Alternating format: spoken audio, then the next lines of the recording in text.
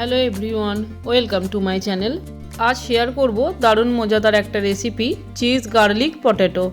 খিদে পেলে ইনস্ট্যান্ট বানিয়ে নিন এই রেসিপি, খুব সহজেই আর খুব চটপট হয়ে যায়। রাতে ডিনারেও বানিয়ে খেতে পারেন। এটা খুবই টেস্টি একটা রেসিপি।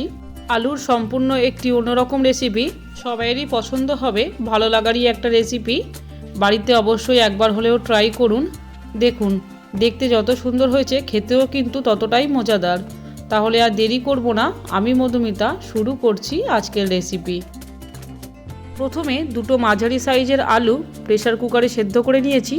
খোসা ছাড়িয়ে ঠান্ডা করে ছুরি দিয়ে চারকোনাভাবে কেটে নিয়েছি। একটা আলু রয়েছে, আমি ছুরি দিয়ে কেটে দেখাবো সাইজটা। আলুটা প্রথমে ছুরি দিয়ে মাঝখান থেকে কেটে নিলাম,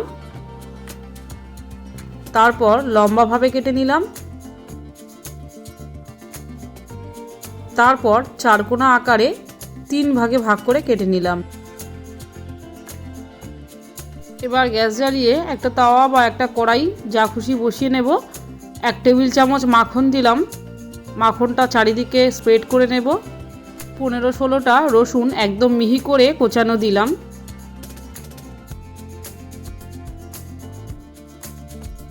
তিরিশ সেকেন্ড রসুনগুলো ভেজে নেব।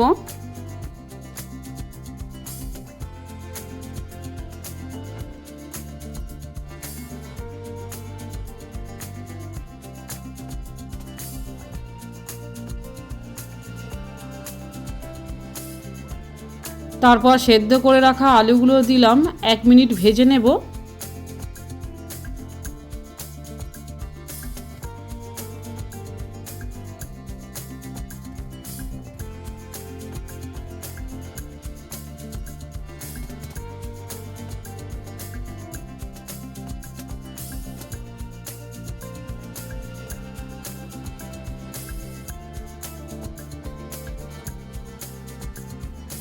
একটু টস করে নিচ্ছি।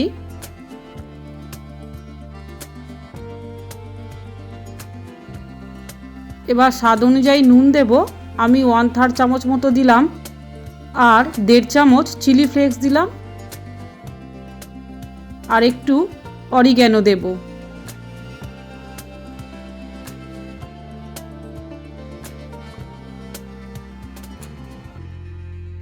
সব কিছু একসঙ্গে একটু টস করে নিচ্ছি।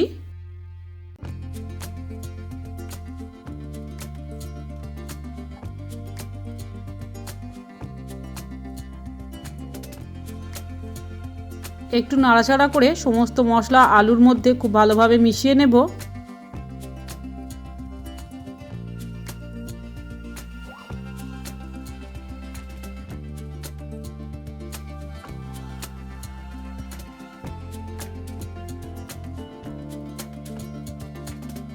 সব শেষে 1 কাপ গ্রেটেড চিজ ছড়িয়ে দিলাম।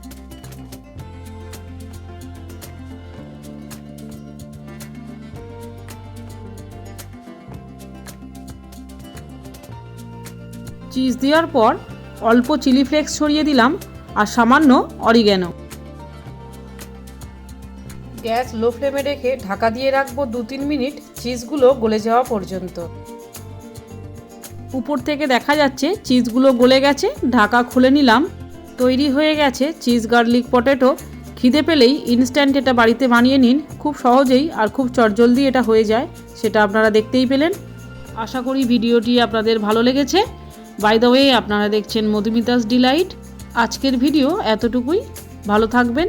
আবারও দেখা হচ্ছে নেক্সট রেসিপিতে পরবর্তী এপিসোডে।